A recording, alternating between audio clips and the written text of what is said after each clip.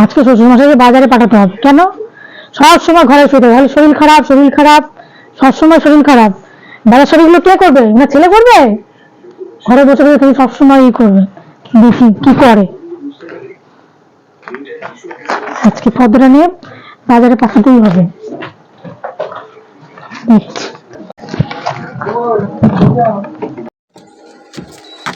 শুয়ে বসে থাকলে হবে না। এই যে পদ্মতে যা যা লেখা আছে, পয়সা ব্যাগে আছে, তাদের বাজারে যান, বাজারের থেকে সব নিয়ে আসুন।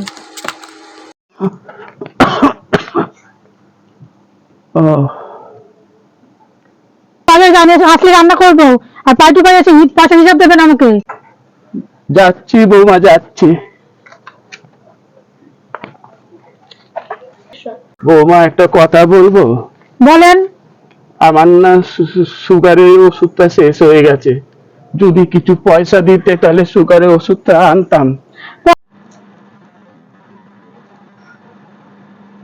আর ওখান থেকে একটা পয়সা খরচ করবেন না।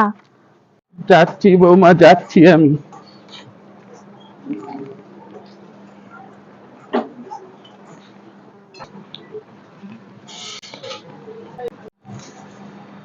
বৌমা, তুই বাড়ি থেকে চলে এসেছেন? হ্যাঁ না, সব কিছু এনেছি। দেখি।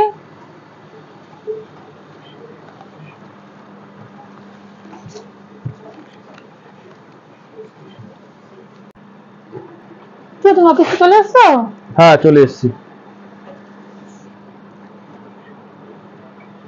বলছি কি, তোমার একটা কথা বলছি। কি? বলছি কি, 2,000 টাকা দাও না। কিসের জন্য?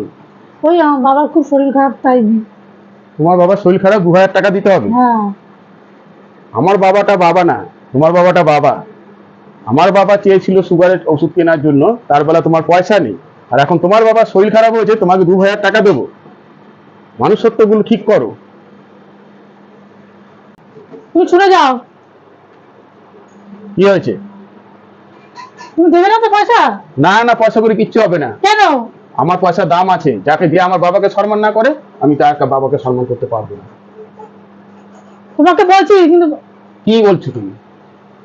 পয়সাটা দাও, না কিন্তু আমি তোমার সাথে সংসারই করবো না, বলে দিলাম। চলে যাও, সংসার করতে হবে না, চলে যাও। দেবে না তো? আমি কিন্তু চলে যাচ্ছি।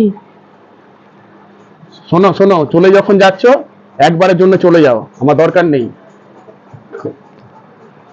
A few moments later. কি বলছি কি, আমার ভুল হয়ে গেছে, বুঝতে পারিনি, আর কোনোদিন হবে না, বলছি। তোমার এই ভুলে ক্ষমা নেই। বলছি তো। তুমি যেই কাজ করেছো, এই ভুলে তোমার ক্ষমা নেই। শোনো না, বলছি কি, আমার তো ভুল হয়ে গেছে, আমি আর কোনোদিন এরকম করবো না। মনে থাকবে তো? হ্যাঁ মনে থাকবে। তোমার বাবা মানে আমারও বাবা।